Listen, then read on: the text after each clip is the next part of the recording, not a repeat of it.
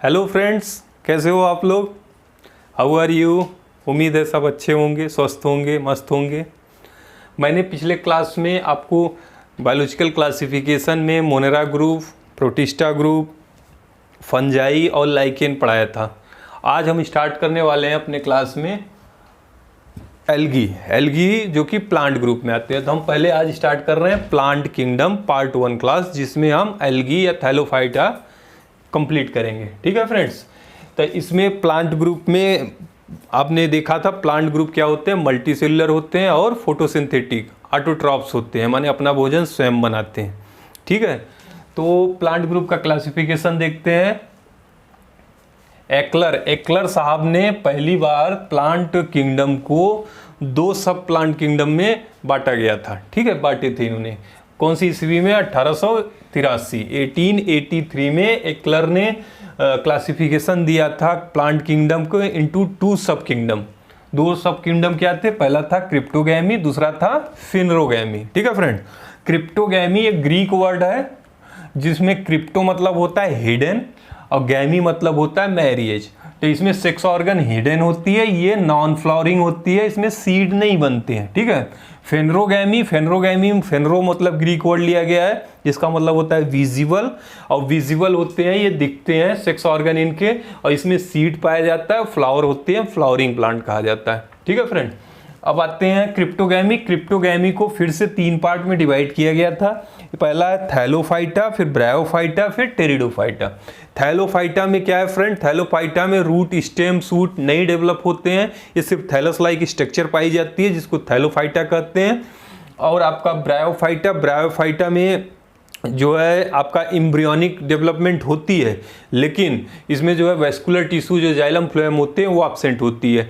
Pteridophyta में आपका आता है एम्ब्रियोनिक डेवलपमेंट होती है, वेस्कुलर टिश्यू जाइलम फ्लोएम भी पाए जाते हैं, लेकिन इसमें सीड नहीं पाए जाते हैं, तो ये भी नॉन फ्लोरिंग में आते हैं, इसमें फर्न आते हैं। ठीक है, और उसके बाद फेनरोगैमी में आते हैं आपके फ्लावरिंग प्लांट, सीड वाले प्लांट, जैसे जिम्नोस्पर्म है। जिम्नोस्पर्म में सीड पाए जाते हैं लेकिन सीड की कवरिंग नहीं होती है, सीड कोट नहीं होती है, तो इसको नेकेड सीड कहा जाता है। और फिर है एंजियोस्पर्म में सीड कवरिंग होती है। एंजियोस्पर्म को फर्दर जो है 2 टाइप में डिवाइड किया गया था, मोनोकॉटिलिडन और डाइकॉटिलिडन।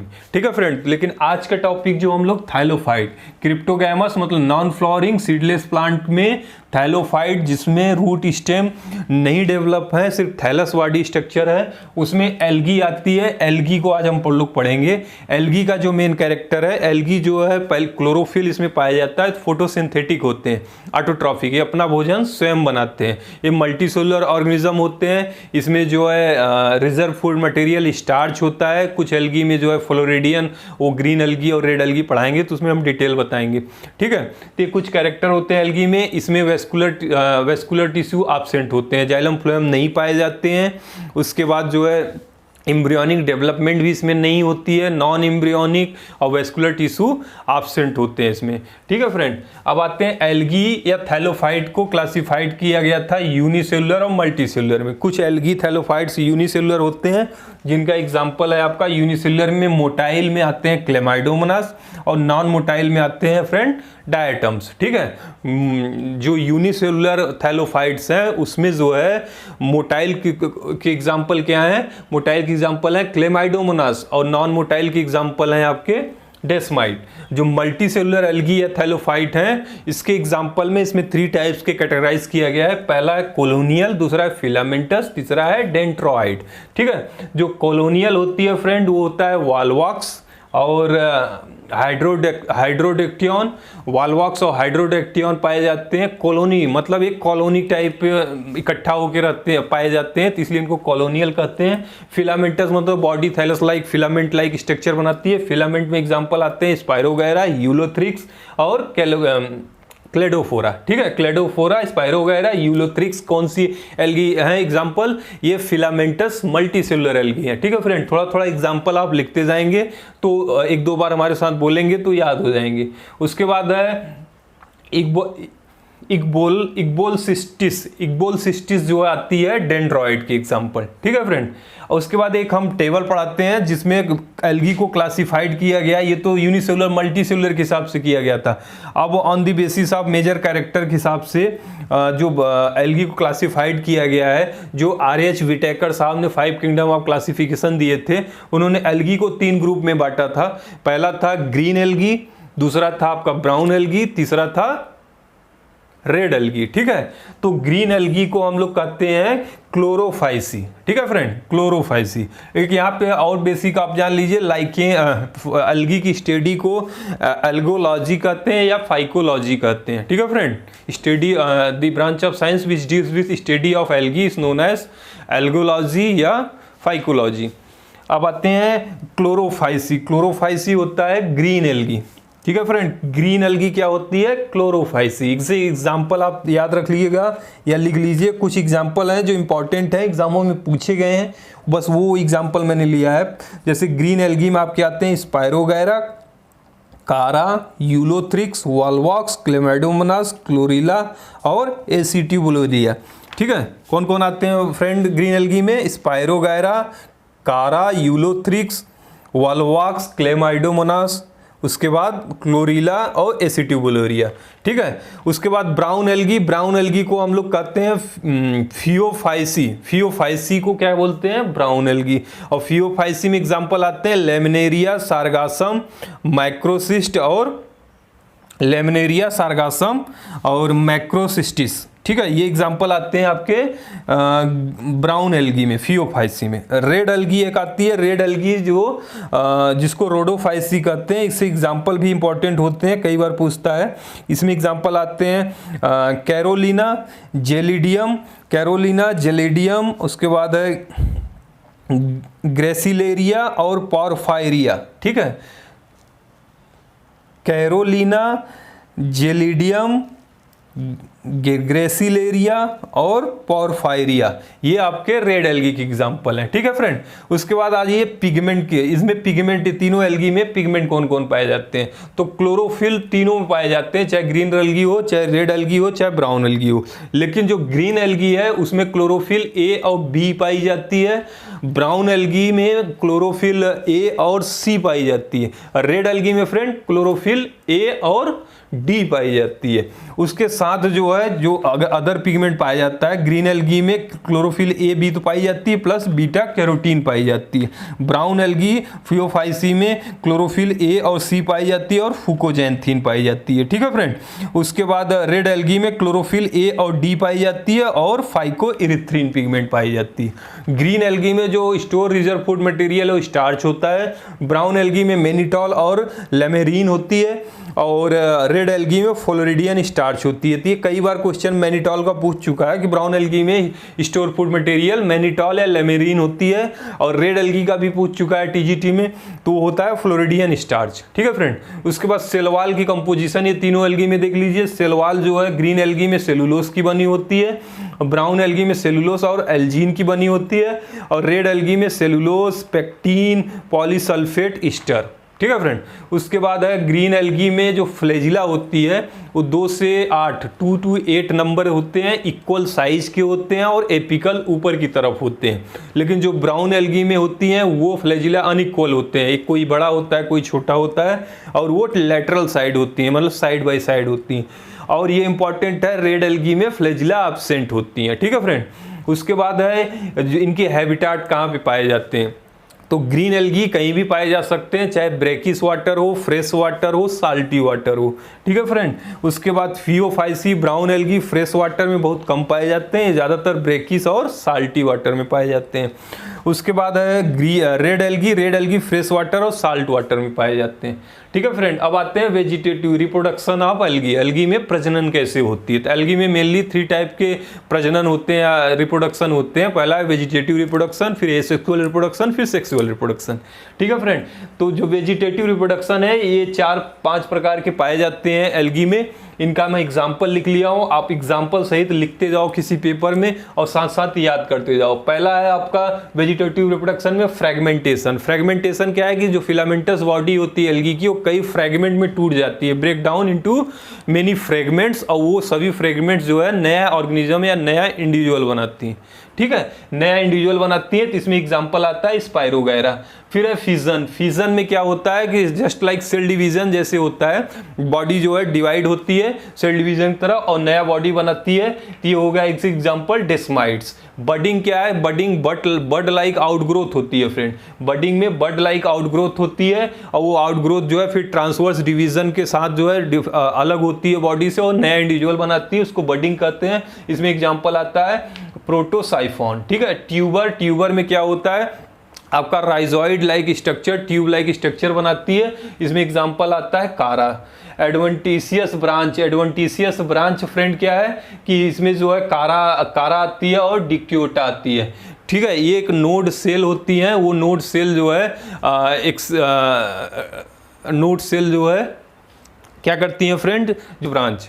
एडवेंटिशियस ब्रांच में क्या होता है, नोडल सेल्स जो है एडवेंटिशियस ब्रांच बनाती हैं जो मैच्योर होके नया प्लांट या नया ऑर्गेनिज्म एल्गी बनाती है। इसमें एग्जांपल आता है डिक्टियोटा और कारा। ठीक है फ्रेंड, ये 5 टाइप के वेजिटेटिव रिप्रोडक्शन है। फ्रेगमेंटेशन में स्पाइरोगायरा आता है, फिशन में डेस्माइट्स आते हैं, बडिंग जो है प्रोटोसाइफोन आती है, ट्यूबर में कारा आता है, एडवेंटिशियस ब्रांच थ्रू होती है डिक्टियोटा और कारा। अब आइए एसेक्सुअल रिप्रोडक्शन। एसेक्सुअल रिप्रोडक्शन में फ्रेंड पहला दिया है जूस्पोर। जूस्पोर में जितने क्लोरोफाइसी, ग्रीन एल्गी और फियोफाइसी आपके ब्राउन एल्गी हैं, वो सारे ग्रुप जो है जूस्पोर बनाते हैं। एक टाइप का स्पोर होता है जो मोटाइल होती है और फेवरेबल कंडीशन में बनती है। ठीक है फ्रेंड, जूस्पोर क्या होता है, मोटाइल होती है। कई बार क्वेश्चन पूछता है, जूस्पोर जो है वेजिटेटिव रिप्रोडक्शन है एल्गी के केस में, और ये मोटाइल होती हैं और जो है फेवरेबल कंडीशन बनती है। इसके एग्जाम्पल क्लेमाइडोमोनास लिख लीजिए। एप्लानोस्पोर। एप्लानोस्पोर क्या है कि नॉन मोटाइल है फ्रेंड। ठीक है, जूस्पोर मोटाइल जैसे था स्पोर, ये नॉन मोटाइल है और ये फेवरेबल कंडीशन में बनती थी, ये अनफेवरेबल कंडीशन में बनेगी। इसका एग्जांपल, इसके वाल जो स्पोर के थिक होते हैं, थिन होते हैं, पतले होते हैं। ठीक है, और ये स्पाइरोगायरा यूलोथ्रिक्स आती है एक एग्जांपल। फिर है हेप्नोस्पोर। हेप्नोस्पोर जो है जो एप्लानोस्पोर की तरह होती है, नॉन मोटाइल होती है, लेकिन जो स्पोर वाल होती है इसमें थिक होती है एज कंपेयर टू एप्लानोस्पोर। एप्लानोस्पोर में थिन वाल होती है, इसमें थिक वाल होती है। इसमें एग्जाम्पल आता है क्लेमाइडोमोनास, यूलोथ्रिक्स और वॉलवॉक्स। फिर है फ्रेंड एकाइनिट्स। एकाइनिट्स है एकाइनिट्स में जो एग्जांपल आते हैं स्पाइरोगायरा। एकाइनिट्स में क्या होता है, thick wall non motile structure बनती है जो कि फेवरेबल कंडीशन में ग्रो करेगी, नया इंडिविजुअल बनाएगी, लेकिन अनफेवरेबल कंडीशन रहेगी, विपरीत वातावरण रहेगा, तो उस समय जो है आपका एक वेजिटेटिव नॉन मोटाइल स्ट्रक्चर बनती है जो फेवरेबल कंडीशन में ग्रो करती है और अनफेवरेबल कंडीशन में ज्यों का त्यों कई सालों तक बना रहता है। अनफेवरेबल कंडीशन में जो है अनचेंज स्पोर फॉर्म बना रहता है, इसको स्पाइरोगायरा एग्जांपल आता है, एकिनिट्स कहते हैं।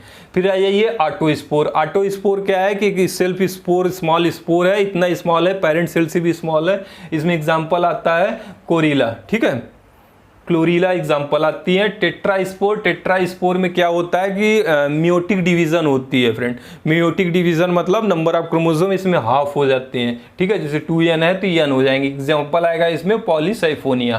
फिर कैप्रोस्पोर। कैप्रोस्पोर भी डिवीजन होता है जाइगोट का, 2n से n होता है, इसमें भी एग्जाम्पल आते हैं पॉलीसाइफोनिया। ठीक है फ्रेंड, उसके बाद आ जाइए हम आते हैं पीला स्टेज में क्या होता है फ्रेंड, इसके एग्जांपल आते हैं एनाबीना, यूलोथ्रिक्स और क्लेमाइडोमोनास। ये जो है एनाबीना, यूलोथ्रिक्स, क्लेमाइडोमोनास जो है सेल डिवीजन करते हैं और एक स्मॉल स्ट्रक्चर सेल बनाते हैं जो कि सेपरेट नहीं होते हैं। जो डॉटर सेल बनाते हैं ये वो सेपरेट नहीं होते, एक दूसरे से जुड़े रहते हैं। ठीक है फ्रेंड, जुड़े रहते हैं। उसमें पेरेंट का मुस्लिनियस कवरिंग होती है, तो मुस्लिनियस कवरिंग हो जाती है ऊपर से, तो एक कॉलोनी लाइक स्ट्रक्चर बनाते हैं, उसी को कहा जाता है पामीला स्टेज। ठीक है फ्रेंड, जो एनाबीना है आपका यूलोथ्रिक्स है और क्लेमाइडोमोनास है, इसमें सेल डिवीजन होता है, डॉटर सेल बनते हैं। डॉटर सेल में जो है सेपरेट नहीं होते हैं एक दूसरे से, उसमें म्यूसिलिनस कवरिंग होती है पेरेंट्स की, और इसलिए एक स्ट्रक्चर बनाते हैं कॉलोनी लाइक स्ट्रक्चर, इसको कहा जाता है पाल्मिला स्टेज। एग्जांपल है एनाबीना, यूलोथ्रिक्स और क्लेमाइडोमोनास। ठीक है, तो अब वेजिटेटिव ये सेक्सुअल को हो गए एग्जांपल। अब सेक्सुअल रिप्रोडक्शन पता है गैमीट के फ्यूजन से बना जाता है। ठीक है, गैमीट के फ्यूजन से होता है सेक्सुअल रिप्रोडक्शन आपका, और उसमें इसमें 3 प्रकार के गैमीट पाए जाते हैं। अगर 2 गैमीट जो है मॉर्फोलॉजिकली और स्ट्रक्चरली या एनाटॉमिकली सिमिलर है तो उसको आइसोगैमस कहा जाता है। इसमें एग्जांपल आता है आपका स्पाइरो वगैरह। अगर 2 गैमीट्स जो है मॉर्फोलॉजिकली सिमिलर हैं लेकिन स्ट्रक्चरली या एनाटॉमिकली डिफर कर रहे हैं, अंतर उसमें डिफरेंस है, तो उसमें आता है एनाइसोगैमस, जिसमें आता है क्लेमाइडोमोनास। फिर है ऊगैमस। ऊगैमस में उडोगोनियम आती है। ऊगैमस में क्या होता है कि मॉर्फोलॉजी और एनाटॉमी दोनों में डिफर करते हैं दोनों गैमीट्स। ठीक है, तो गैमीट के हिसाब से 3 प्रकार के हो गए, आइसोगैमस, एनाइसोगैमस, ऊगैमस। आइसोगैमस में स्पाइरोगैरा, एनाइसोगैमस में क्लेमाइडोमोनास और ऊगैमस में उडोगोनियम का एग्जांपल है। ठीक है फ्रेंड, अब आते हैं life cycle of algae. Algae में क्या होता है कि different stage of life cycle पाई जाती हैं, जैसे haplontic life cycle, diplontic life cycle and haplodiplontic life cycle. ठीक है, इसलिए इसमें एक ही लाइफ में कई चेंजेस आते हैं, तो इसलिए इसको अल्टरनेशन ऑफ जनरेशन कहा जाता है। ठीक है, तो इसमें पहले गैमीटोफाइट n नंबर क्रोमोसोम है, फिर जो है स्पोरोफाइट्स आ गई 2n हो गए डबल, फिर हो गया डिप्लॉइड, उसके बाद गैमीटोफाइट, फिर से हैप्लॉइड हो गए, तो इसीलिए इसको अल्टरनेशन ऑफ जनरेशन कहा जाता है।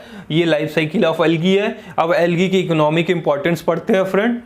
जो इकोनॉमिक इंपॉर्टेंस है एल्गी की, जिसमें क्लोरोफाइसी आती है, ग्रीन एल्गी। ग्रीन एल्गी में क्या फायदेमंद है इकोनॉमिकली, तो इसमें आता है एक कोडियम और अल्वा। कोडियम और अल्वा जो है यूज होता है ऐसे सी लेचियोर मतलब सलाद की तरह, समुद्री एरिया में सलाद की तरह इनको खाया जाता है। कौन सी है ये? ग्रीन एल्गी है आपका, कोडियम और अल्वा। ये भी एग्जाम में कभी कभी पूछ लेता है। दूसरा है आपका क्लोरीला पायरिनोडोसा। क्लोरीला पायरिनोडोसा जो है ये प्रोटीन रिच होते हैं फ्रेंड, इसमें बहुत प्रोटीन पाई जाती है, एडिबल फॉर्म है, इनको खाया जाता है एल्गी को। ठीक है, ये एग्जांपल याद रखना, क्लोरीला पायरिनोइडोसा।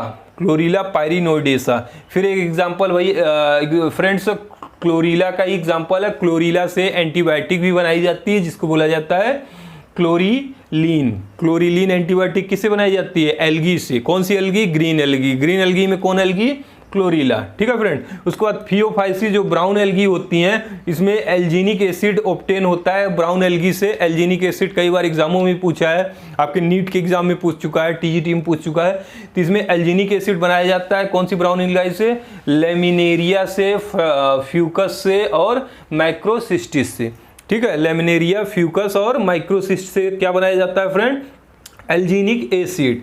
उसके बाद है फ्यूकस और लेमिनेरिया रिच सोर्स होती है आयोडीन की। ये भी क्वेश्चन पूछ चुका है, आयोडीन कौन सी एल्गी से ऑब्टेन करने में मदद करती है या बनाई जाती है? तो एग्जांपल आता है फ्यूकस और लेमिनेरिया जो कि ब्राउन एल्गी है। रेड एल्गी में जो इकोनॉमिकली इंपॉर्टेंट है, एक होता है पोरफायरा जो है एडिबल मतलब खाने योग्य है, इनको खाया जाता है कई जगहों पे। और दूसरा है अगर जो सबसे इंपॉर्टेंट है, अगर कोलाइड किससे बनाया जाता है, तो इसमें एग्जांपल अक्सर पूछता है, जिलिडियम है और ग्रेसिलेरिया है, जिससे ग्रेसिलेरिया और जिलिडियम से अगर बनाया जाता है। अगर यूज किया जाता है माइक्रोब्स की ग्रोथ के लिए फ्रेंड, और आइसक्रीम और जेली बनाने में इसका यूज किया जाता है। तो ये किससे बनता है? रेड एल्गी में कौन एल्गी? आपका जिलिडियम और ग्रेसिलेरिया से। ठीक है फ्रेंड, उसके बाद आ जाइए, एक एल्गी पाई जाती है आपकी कैरोग्रिनीन जो है ये कोलाइड है जो बनाया जाता है, मिलता है किससे? है कॉन्ड्रस क्रिप्सस। ठीक है, कॉन्ड्रस क्रिप्सस से कैरोगिनीन पाई जाती है। ठीक है फ्रेंड, और ये बहुत इंपॉर्टेंट क्वेश्चन है जो डी वाला हम रेड एल्गी का दिए हैं। हेमाटोकोकस निवेलिस। कौन सी फ्रेंड? हेमाटोकोकस निवेलिस जो है ये स्नो, जो बर्फ के चट्टाने होती हैं, बर्फ की सिल्लियाँ होती हैं, उनमें ग्रो करती है और उनको रेड बना देती है। तो पूछता है रेड स्नो कौन सी एल्गी से होती है, तो उसका एग्जाम्पल है हेमाटोकोकस निवेलिस। ठीक है फ्रेंड, एक ये बहुत इंपॉर्टेंट है हेमाटोकोकस निवेलिस। अगर जो है जिलेडियम और आपका ग्रेसिलेरिया से बनाया जाता है, ये इंपॉर्टेंट है। क्लोरीला जो है एंटीबायोटिक और प्रोटीन रिच होती है। ये 3-4 बहुत इंपॉर्टेंट है जो बार बार एग्जामों में पूछे जाते हैं। फिर आ जाइए माइक्रोसिस्ट और आपका कुछ हार्मफुल इफेक्ट हैं। हार्मफुल इफेक्ट जो अलगी हार्म कर रहे हैं, हमें नुकसान दे रहे हैं। ठीक है, उसमें है माइक्रोसिस्ट है, क्लोरोकोकस है, ऑसिटोलोरिया है, एनाबिना है। ये सब क्या है कि जो ठहरे हुए पानी है स्टेंटेंट रिजर्व वाटर में अगर ग्रो करते हैं तो पूरे तालाब को ये देखे हैं कि पूरे हरे हरे भर देते हैं। तो उससे क्या होता है, उनका बीओडी डिस्टर्ब होता है, तो नीचे अंदर जो पानी में मछलियाँ और भी ऑर्गेनिज्म पाए जाते हैं उनकी डेथ होने लगती है कि उनको प्रॉपर ऑक्सीजन नहीं मिल पाती है। तो ये उसमें वाटर ब्लूम काज करते हैं। ठीक है, तो ये एक इनका हार्मफुल इफेक्ट है जिसमें माइक्रोसिस्ट आता है और क्रोकोकोकस आती है, ऑसिटोलोरिया आती है, एनाबिना आती है, वाटर ब्लूम बनाते हैं। फिर एक आता है सेफाल्यूरस स्पीसीज आती है जो पैरासाइटिक होती है। ठीक है, पैरासाइटिक मतलब परजीवी। वो टी और कॉफ़ी, चाय पत्ती पे और कॉफ़ी के प्लांट पे जो है लीव्स पे पैरासाइटिक इफेक्ट डिसीज कॉज करती हैं फ्रेंड। तो ये नाम भी याद रखना, सेफालोल्यूरस जो है पैरासाइटिक इफेक्ट करते हैं leaf of T and coffee, और ये वाटर ब्लूम बनाते हैं। ये 2 मेन जो है इसके हार्मफुल इफेक्ट है। ओके फ्रेंड, तो एल्गी चैप्टर यहाँ पे समाप्त होता है। कोई भी आप लोग को प्रॉब्लम हो तो हमें कमेंट कीजिए, हमारा चैनल सब्सक्राइब कीजिए। हमारा चैनल है biology study by doctor JK।